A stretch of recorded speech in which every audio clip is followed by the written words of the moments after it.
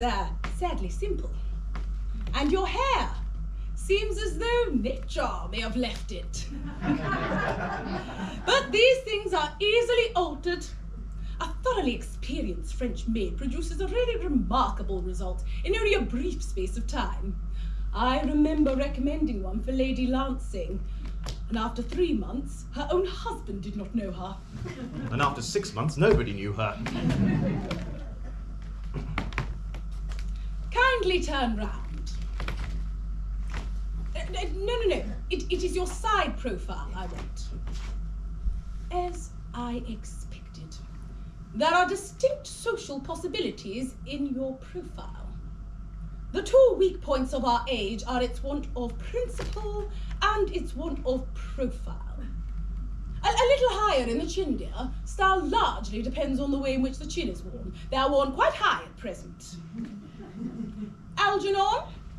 Yes, Aunt Augusta? There are distinct social possibilities in Miss Cardew's profile. Oh, please. Cicely is the prettiest, sweetest, most charming little girl. And I don't give a tuppence about social possibilities. Never speak disrespectfully of society, Algernon. Only those that can't get into it do that. My dear, I'm sure you know Algernon has naught but his debts to depend upon. Still, I'm not in favour of mercenary marriages. When I married Lord Bracknell, I had no fortune of any kind, but I never dreamed of allowing that to stand in my way. Well, I suppose I must give my consent. Oh, thank you, Aunt Augusta. Cecily, you may kiss me. Thank you, Lady Bracknell. And you may address me as Aunt Augusta for the future. Thank you, Aunt Augusta. Now, the marriage had better take place quite soon, I think. Thank you, Aunt Augusta. Thank you, Aunt Augusta. To speak quite frankly, I'm not in favour of long engagements. They give people an opportunity to discover each other's character. For the wedding, which is never advisable. Pardon me for interrupting, Lady Bracknell, but this engagement is quite out of the question.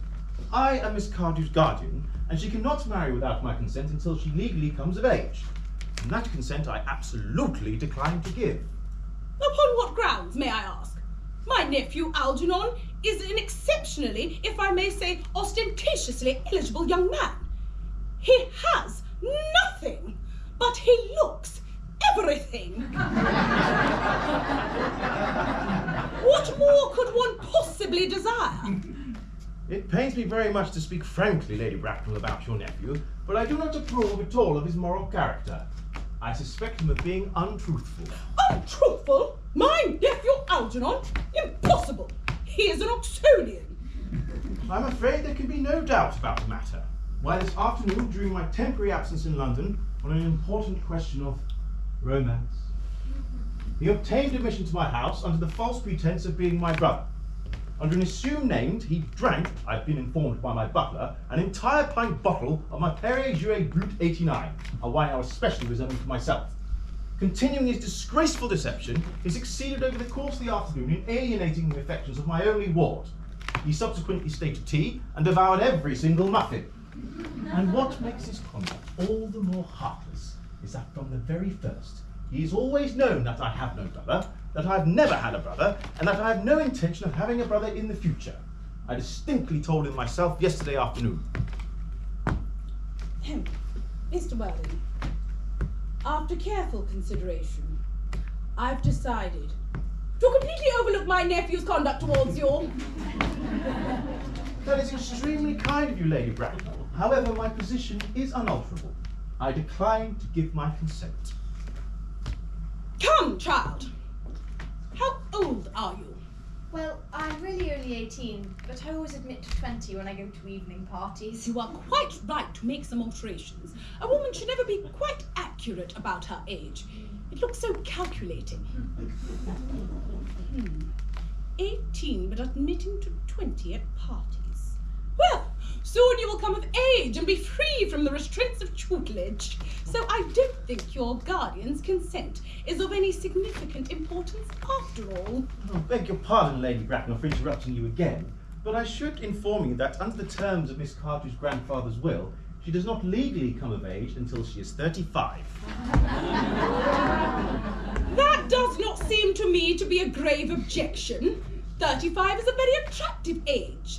London society is full of women of the very highest birth who of their own free choice have remained 35 for years. Lady Dumpleton, for instance. To my own knowledge, she has remained 35 ever since she arrived at the age of 40, which was some years ago now. I see no reason why our own dear Cecily should not be even more attractive at the age you mention than she is at present. There will be a great accumulation of property. Algy, could you wait for me till I was 35? Oh, of course you call.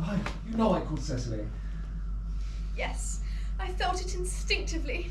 But I couldn't wait all that time. I hate waiting even 5 minutes for anybody. It always makes me rather cross. I'm not punctual myself, I know, but I do like punctuality in others. And waiting, even to be married, is quite out of the question. Then what is to be done? I don't know, Mr. Moncrief. Mr. Worthing, as Miss Cardew positively states that she couldn't possibly wait until she's 35, a remark which I am bound to say seems to me to show a somewhat impatient nature. I beg of you, please reconsider. But, my dear Lady Bracknell, the matter is entirely in your hands.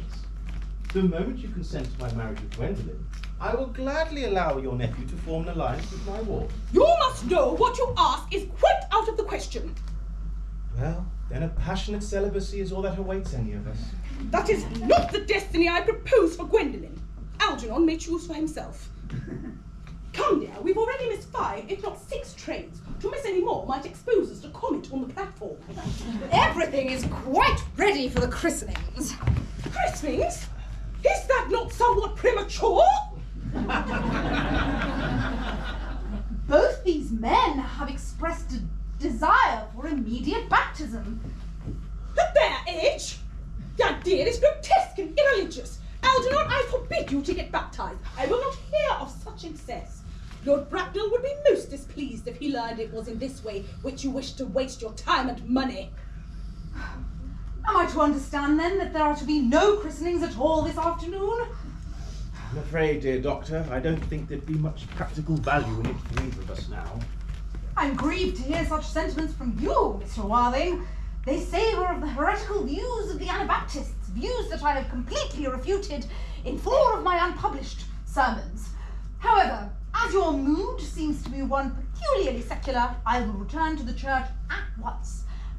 In fact, I have just been informed by the pew opener that for the last hour and a half, Miss Prism has been waiting for me in the vestry. Miss Prism? Did I hear you mention a Miss Prism? Yes, Lady Bracknell, I am on my way to join her. Pray allow me to detain you a moment, kind sir. This matter may prove of vital importance to myself and Lord Bracknell. Is this Miss Prism a female of repellent aspect, remotely connected with education? She is the most resplendent of women and the very picture of respectability. It is obviously the same person. May I ask what position she holds in your household? I am celibate, madam. Miss Prism has for the last 3 years been Cecily's esteemed governess and valued companion. In spite of what I hear of her, I must speak with her at once. Let her be sent for. She approaches. She is nigh. I was told you expected me in the vestry, dear Canon. I've been waiting there for you for an hour and 3/4. Prism! Come here, Prism. Prism, where is that baby? 28 years ago, Prism, you left Lord Bracknell's house, 104 Upper Grosvenor Square, in charge of a perambulator. It contained an infant of the male sex. You never returned. A few weeks later, through the elaborate investigations of the Metropolitan Police, the perambulator was found at midnight, standing remotely in a corner of Bayswater. It contained a manuscript for a 3-volume novel of more than usually revolting sentimentality. But the baby was not there. Where is that baby? Lady Bracknell, I admit with shame that I do not know. I only wish that I did. The plain facts of the case are these. On the morning of the day you mentioned, a day that is forever branded in my memory, I prepared as usual to take the baby out in the perambulator. I had with me a somewhat old but capacious handbag, in which I had intended to place the manuscript of a work of fiction that I had written through my few unoccupied hours. In a moment of mental abstraction for which I could never forgive myself, I deposited the manuscript in the bassinet and the baby in the handbag. And where did you deposit the handbag? Do not ask me, Mr. Worthing. This is a matter of no small importance to me. I insist on knowing where you deposited the handbag with the infant. I left it in the cloakroom of one of the larger railway stations in London. What railway station? Victoria. The Brighton line. I must retire to my room for a moment. Gwendolyn, will you wait for me? If you're not too long, I will wait for you all my life. But what does it mean, Lady Bracknell? I dare not even suspect, Dr. Chastel. I need hardly tell you that in families of high position, that strange coincidences are not supposed to occur. They are hardly considered the thing.